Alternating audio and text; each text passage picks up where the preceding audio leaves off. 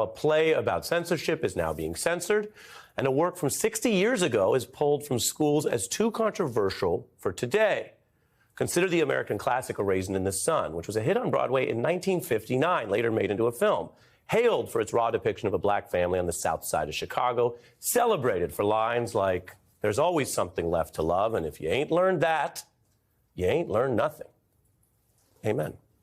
It was also the first Broadway play written or directed by a black woman, Lorraine Hansberry. She was just 29 when she composed that classic. She died at the young age of 34. Martin Luther King Jr. said at the time, when they were celebrating her funeral, that a profound grasp of deep social issues of confronting the world today will remain an inspiration, he said, to generations yet unborn. True. And also apparently a threat to some people in the future, which is now. An Oklahoma school is banning Raisin in the Sun from their classrooms. And Hansberry's other major play, The Sign in Sidney Brustein's Window, is now in a revival on Broadway in Manhattan. It features the film and TV stars Oscar Isaac and Rachel Brosnahan and is a big deal and a tale of two plays and the way they're being treated around the country, if you will. So we turn to a special guest, playwright, HBO producer Jeremy O. Harris. He produced, among others, the revival of The Sign in Sidney Brustein's Window and the play Ain't No More, which received 6 Tony nominations. He's also the author of Slave Play, which you may have heard of because it holds the record for the most Tony nominations for a play. Welcome back to The Beat. Thank you for having me. I love being here. You look like it. We love it. We'll get to the plays. Yeah. But first, when you see a politician like DeSantis try to ban books and then accuse other people of doing the banning and the attacks on free speech, what do you see? I see someone who's running for their lives afraid, right? They're afraid of honesty, right? He says that there's this like fight against truth, but like the truth that is in the fight, right? That is like in battle right now is the truth of the lives we live, right? The lives of people of color, the lives of women. And that is what he wants to attack. He wants to attack queer people. He wants to attack black people, and he wants to attack women. And he looks at someone like you and tells a bunch of people in Florida, you or someone like you, basically, you are waging a war on truth. What do you think of that? I think that is. I think it's been written since before I was born in so many different ways. As you mentioned, Orwell, Lorraine Hansberry. Like these are the tactics of the oppressors in their attempt to maintain some semblance, right, of their status in the world. Because what he sees is this encroaching sense that being a white, straight, cis man is somehow at threat because I could also get a job running for governor. Right. Or that kids in Florida or anywhere might read Raisin in the Sun or one of your new plays. Yeah. Might be exposed to something. Like empathy. Yeah. They might be exposed to empathy. And I think it's so much deeper than politics because what the party is, right, there's a couple political parties, is so much lower and less important than what we're doing, right? If someone says they're a log cabin Republican, right, that means they don't think love should be controlled by the government, and they also maybe want lower taxes.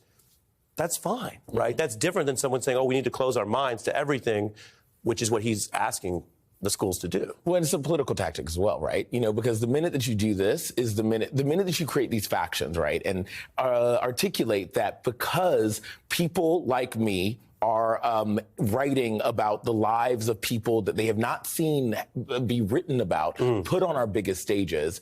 And they say that, like, look, they're doing this instead of Arthur Miller. That means they don't want white picket fences anymore. They don't want the nuclear family. They want everyone to be black and queer. And how will we tell our kids that, like, the laws that we're enacting are righteous if they actually empathize with the black gay man that's writing the play on Broadway right now? Facts. And that goes to the other side of the story. I mentioned the ban. Then at the same time, you and others brought this back to Broadway, which is why it's such a striking dichotomy tonight. We have The Sign in Sidney Brustein's Window. It's a revival of that other Lorraine Hansberry play. I bet everyone remembers Raisin in the Sun. Here's some of the footage of, particularly, by the way, some famous actors. Tell us about this project. Well, so one of the reasons I wanted to do this play is because, you know, there's a lot of many different types of censorship that happen in America, right? There's a soft censorship that happens because something unseats us, and then there's a hard censorship, which is something that Ron DeSantis is doing right now. And that soft censorship is something that liberals often enact, because when sometimes we're confronted by a mirror of ourselves, we often say, like, I don't know. no, I don't like that. You know, and Mel Brooks, when he saw this play, Mel Brooks and Anne Bancroft in 1964 wrote a letter to the community and said, we saw one play that is that rare play that unites audiences. And I know that it's a uniting play because artists love it, but a lot of critics don't. Liberal critics didn't. So he mentions each of the critics that didn't like it, and he was like, yet when you walk out of this play, you will have an overwhelming sense of curiosity about the world we live in because she's asking questions about people that look like us. Well, you know what Method Man said? What did he say? F a rap critic. He talk about it while I live it. And you got a lot of people who are engaged in some of these topics because they want to put other people down or virtue signal or help a political party. Civil rights is not in the main about helping somebody win an election. It's about everyone having equal rights. So walk us through what it meant also to cast this cast. It's a very diverse cast, but it also has people who aren't always on Broadway. I think we'll put the photos back up. Oscar Isaac, a lot of people know him from Star Wars. Yes. Here he is doing a 3-hour, very dense play that tells people, hey, if you're a liberal who only likes this story when it casts you as a hero, a liberal hero, a white liberal hero, whatever, maybe you're part of the problem too. Yeah. I mean, Anne Kaufman, our amazing director, who actually directed the show in Chicago, and I saw it when I was like 22 or 23, she calls this play Jewish Hamlet, right? Because like Hamlet in our canon is the most complex figure that we have, psychological figure that we have of any male actor to play, any female actor to play, anyone to play.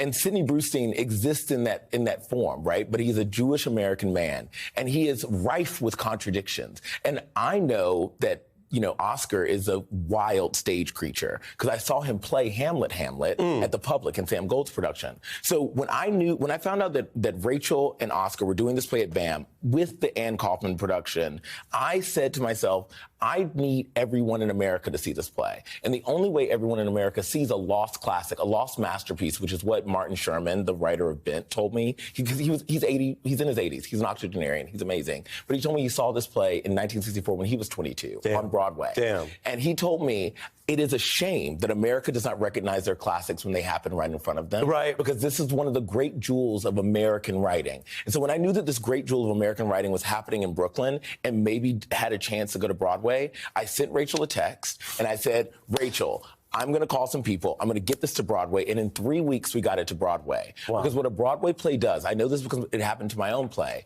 A Broadway play shines a huge spotlight on a text. Right. It's just different. I mean, I'm only going because I have to get a break and hand it to Joy, but like a book or a movie, it stamps it for America. And it means that in Nebraska, in Oklahoma, in all the places where they're banning books, banning the writings of black women, black queer women, because Lorraine Hansberry was also queer, it means that they're going to have to do it at some high school. They're going to have to do it at some regional theater because Poe Dameron and Mrs. Maisel just did it on Broadway.